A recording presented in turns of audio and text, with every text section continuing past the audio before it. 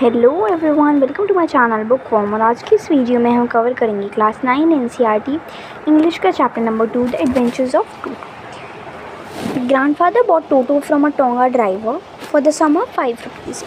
तो जो राइटर हैं, उनके जो ग्रैंडफादर हैं, उनके जो दादाजी हैं, वो टोटो को एक टोंगा ड्राइवर पे से ले आए। अब सबसे पहले हम लोग देख लेते हैं कि टोटो आखिर है कौन। तो टोटो यहाँ पर एक बंदर की कहानी है, एक मंकी की कहानी है जो कि बहुत ही ज़्यादा शरारती होता है। तो जो राइटर हैं, उसके जो दादाजी हैं, वो एक बंदर को ले आते हैं टोंगा ड्राइवर पे से, और वो उसे ख़रीदते हैं 5 रुपये में। The tonga driver use to keep the little red monkey tied into a feeding trough, and the monkey looked so out of the place that the grandfather decided he would add the little fellow to his private zoo. तो जो उनके grandfather थे writer के, उनका एक private zoo था। Private zoo यानी कि उन्होंने बहुत सारे जानवर पाले हुए थे। एक छोटा सा ज़ू बनाया हुआ था अपने घर में, और वहाँ पे अलग अलग जानवरों को वो रखा करते थे। उन्होंने सोचा कि वो इस बंदर को भी ख़रीद लेते हैं और उसे अपने प्राइवेट ज़ू में रख लेते हैं। Toto was a pretty monkey.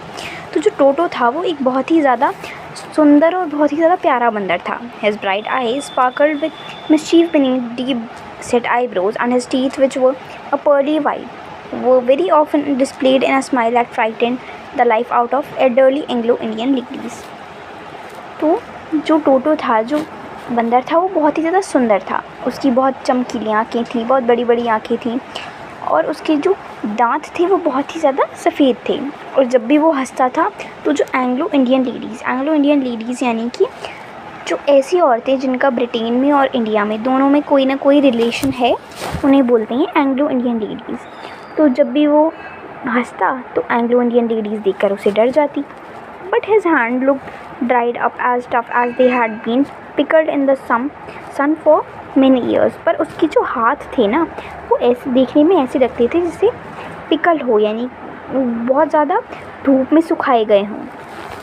Yet his fingers were quick and wicked on his tail. While adding to his good looks, grandfather believed a tail would add to anyone's good look. तो उसकी जो tell थी, उसकी जो पूंछ थी ना, उससे उस बंदर की सुंदरता और भी ज़्यादा बढ़ती थी, ऐसा उसकी दादाजी का मानना था। Also served as a third hand, और उसके थर्ड हैंड यानी कि तीसरे हाथ की तरह वो काम करता था। जैसे अगर कोई भी सामान उठाना है, तो 2 हाथ तो उसके हैं ही हैं, उसकी पूंछ भी उसके हाथों की तरह ही काम करेगी। He could use it to hang from a branch, and it was capable of scooping up any delicacy that might be out of his hands.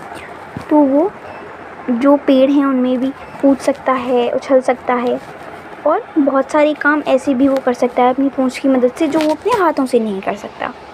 Grandmother always fussed when grandfather brought home some new bird or animal. तो जो दादी थी writer की, वो बड़ी ही गुस्सा हो जाती थी जब भी कोई दादाजी नया कोई जानवर या कोई नया पक्षी ले आते थे। So it was decided that Toto's presence should be kept a secret from her until she was in a particularly good mood. तो अब ये सोचा था कि जब तक दादी जी अच्छे मूड में नहीं आ जाती, तब तक टोटो की प्रेजेंस, यानी कि हम लोग टोटो को ख़रीद लाए हैं, ये बात दादी जी से छुपाई जाएगी। Grandfather and I put him away in a little closet opening in my bedroom wall, where he was tied securely, or so we thought, to a peg fastened into the wall. तो उसे क्या किया, writer ने अपने कमरे में उसे बांध दिया, और उन्हें लगा कि अब वो इतने टाइट बन गया है कि अब वो यहाँ से कहीं जाएगा नहीं। A few hours later, when grandfather and I came back to release Toto, we found that the walls, which had been covered with some ornamental paper chosen by grandfather, now stood out as naked brick and plaster. तो अब वो लोग क्या देखते हैं, जब वो अपने घर वापस आते हैं, वो सोचते हैं कि अब वो टोटो को थोड़ी देर घुमा लें या खोल दें उसे। तब वो देखते हैं कि दीवारों पे जो प्लास्टर, जो पोस्टर्स लगे हुए थे, जो वॉलपेपर्स रखे हुए थे, वो सभी फट चुके होते हैं। और अब जो दीवारें हैं ना, जैसे पेंट करने से पहले दीवारें दिखती हैं ना, ऐसे कुछ, वो सारी दिखने लग गई। उसने इतनी ज़्यादा अफरा तफरी वहाँ पर मचा दी थी। The peg in the wall had been wrenched from its socket, and my school blazer, which had been hanging there, was in shreds. I wonder what grandmother would say, but grandfather didn't worry. He seemed pleased with Toto's performance.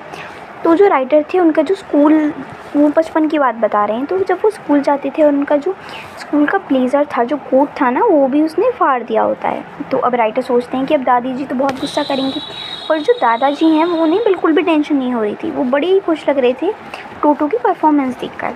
He is clever, said grandfather, given time I am sure he could have tied the torn pieces of your blazer into a rope and made his escape from the window।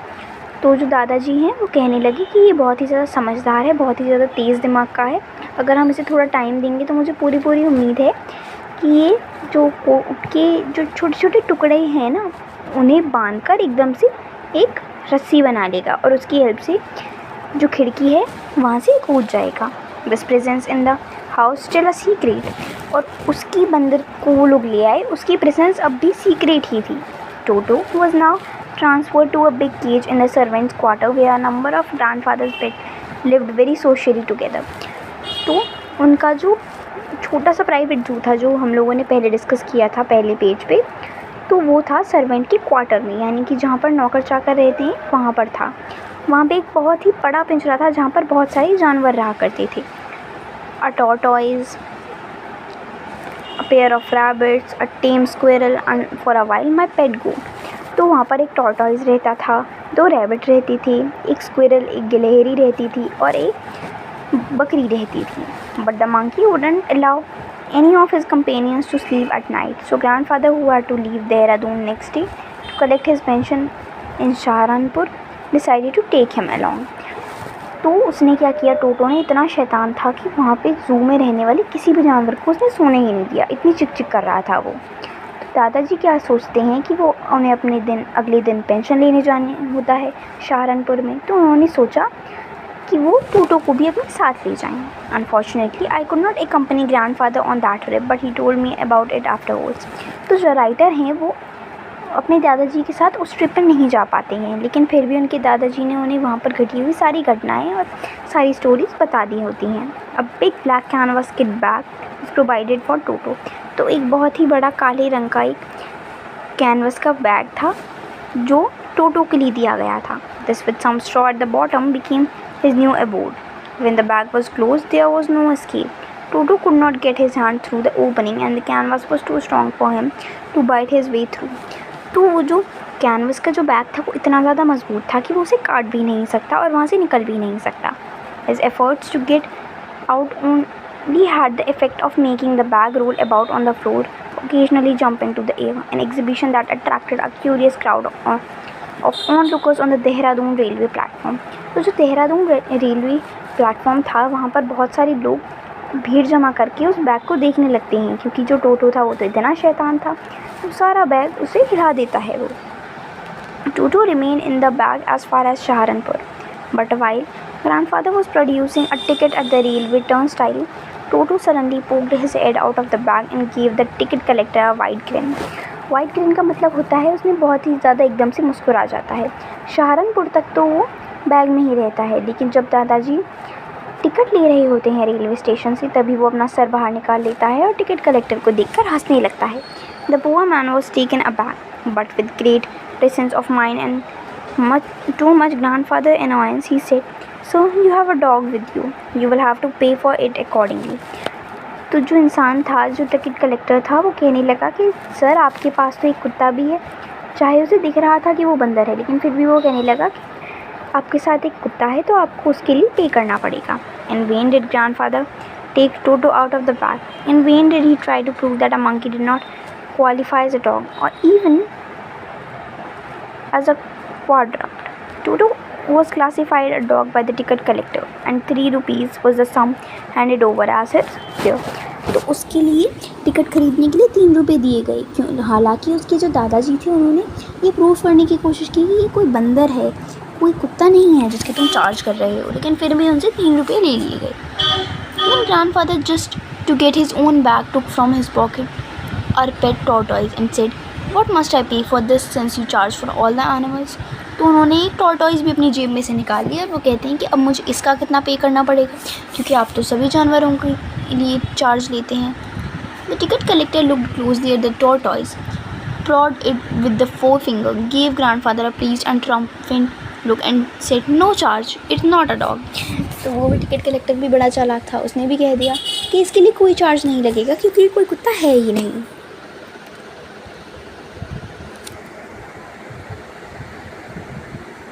तो इससे आगे की story हम लोग अगली video में देखेंगे कि क्या उसकी दादी को पता चलता है कि टोटो के बारे में या आगे क्या होता है। तब तक के लिए take care and bye bye.